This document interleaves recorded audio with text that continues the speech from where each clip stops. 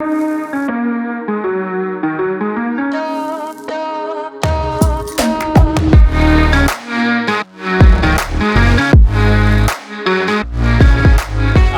I'm Steve and I founded the Barista League. And I'm Christian. I'm one of the founders of Morgon Coffee Roasters here in Gothenburg.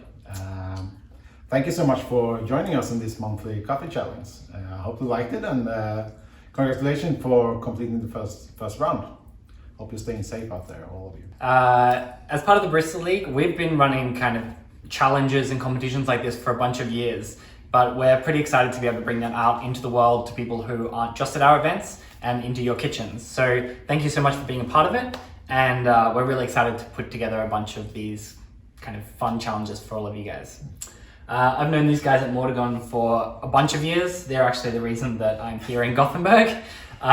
So it's awesome to be able to work together again and work with such a good roastery to give you guys not just a fun challenge, but delicious coffee at the same time. If you're watching this, you've just completed your May challenge, so congratulations. We have sent you these exact same 6 coffees and asked you to find the matching pairs, and then as an extra challenge to try and identify which origin each of those 3 pairs came from. So Christian here has sourced and roasted all the coffees, but we thought it'd be fun to blindfold him a little bit, and then he can be our guinea pig for today. So he doesn't know what these are, but these are coffees 1, 2, 3, 4, 5, and 6. So you can kind of play along at home.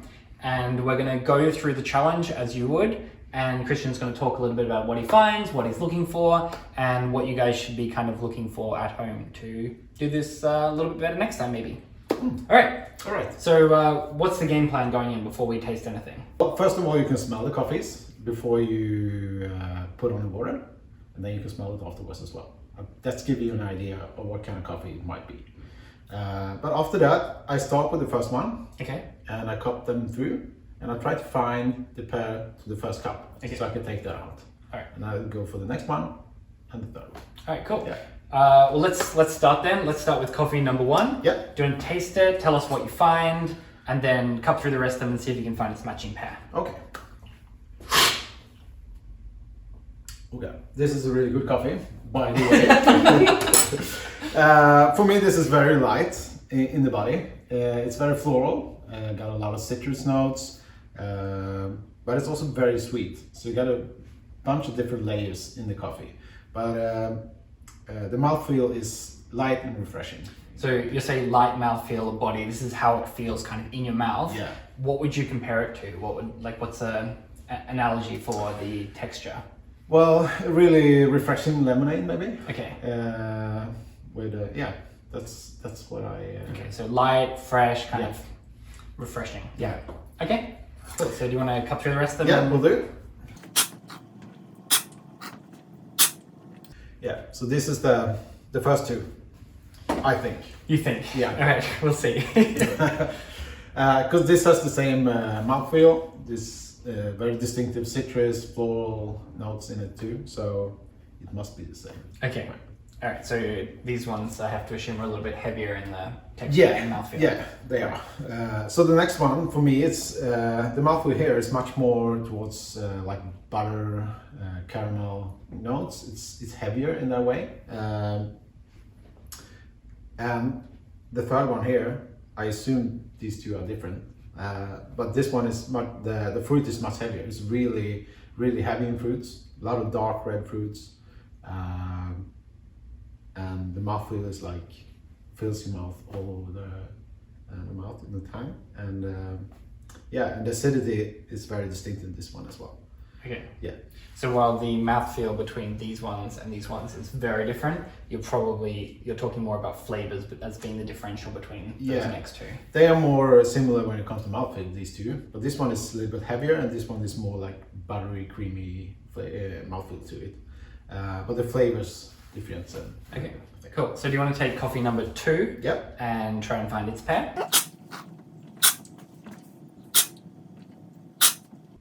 Yeah, and I think it's these 2. Okay. Because the flavors are similar, of course. It's the same coffee. Okay. Yeah. But you have the same mouthfeel again. It's very buttery, both of them. There are a lot of tropical fruits in it. It's like very elegant at the same time, creamy body, yeah, and sweetness towards like papaya and tropical fruits. Okay. Yeah.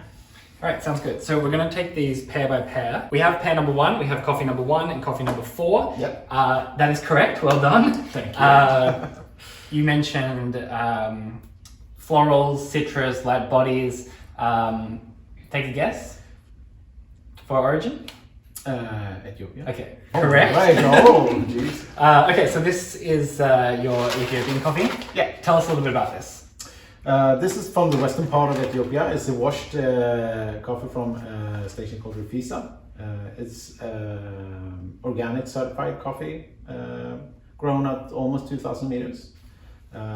And very, very classic Ethiopia, in my opinion. A lot of citrus, very sweet, a lot of bergamot and lemonade notes to it. So it's a really good one. Awesome. An example of a great Ethiopian. Yeah, pretty classic. Yeah. Ethiopian wash. Okay. Hopefully you got that one right. That's Ethiopia in cup number 1 and number 4. So we'll put them over here. Okay, so now let's take pair number 2, which is coffee number 2 and coffee number 6. I can tell you that that is also correct. Oh, Congratulations. Thanks. Tell me about these again. You said a little bit heavier than the Ethiopian. yeah. Especially the mouthfeel is much more buttery, creamy mouthfeel to it, and there's a lot of tropical sweetness in it as well. Okay, Yeah. so this would kind of point towards less of an African coffee, maybe more Central Latin America, something like that, I would right? say so, yeah. Okay, Yeah. you are right. Oh. This is your Santa Milena Mora from Colombia. Yep. Tell us a little bit about this coffee. Well, I've known Sandra for several years now, and she grows 2 different varieties, but this one is a Caturra. That is also organic grown at 700 meters. Okay. Around that. 1,700 meters. Yeah. So tell us about that then. Like, what is that altitude? 1,700 meters, for those who don't know, is quite high. It's quite a high altitude coffee. Tell us what that means for this coffee in particular. In this coffee in particular, this is not like the highest altitude you can find in Colombia, but the climate here is it's very cold, so you can't really grow coffee above this altitude in this area. So this makes the coffee, the high altitude makes the coffee mature like slower, and you get more sweetness to it, gets more complex, and yeah, in my opinion, a better tasting coffee. Okay, Yeah. cool. Awesome. All right, so pair number 2 was Santa Milena Mora, washed Colombian Caturra. Put that there. Yep. Okay, so pair number 3, that's coffee number 3 and coffee number 5. Also correct, congratulations. Thank you. You mentioned heavier body, red fruits. It's not a Colombian, what would you... I would say it would be an East African. East African coffee? Yeah. Okay. All right. I would say you're correct. Again. This is Kenyan coffee. Yep. Tell us a little bit about this one. Well, this is a very classic Kenya as well, in my opinion. It's from a station called Gichatahini. It's in the Nyeri area in Kenya. Grown pretty high as well, 1900 I think it is. So this is an AB selection. That means that it's not the biggest beans, but it doesn't really matter on the quality, in my opinion. In this case, you get a not that intense acidity to it. It's more heavy in body, more dark fruits kind of thing to it. But it's super jammy and really, really good. Okay. And so you said AB. In Kenya you have AA, AB, AA Yeah. plus. Explain what that means. Does that mean AA plus is the best coffee in Kenya? It means that they're sorting the beans in size. So AA is the biggest ones. Then you have AB, that's a little bit smaller. And then you have BC and all goes down like that. So it doesn't really mean that the AA are better quality. It's just bigger size. Bigger size. Okay, cool. Okay, so there are 3 pairs of matching coffees for this week. So we hope you got that right, and we will be selecting all of the winners, putting them into a barrel and choosing the winner of this month's prize package, which is a selection of brewing equipment, merch, posters, coffee, a whole bunch of stuff from Morgan Coffee Roasters, the Briss League, and our amazing friends at Espresso Gear, who do fantastic gear. If you need any homebrewing, cupping equipment at all, go to them. So yeah, thank you once again for these amazing coffees. Thank you.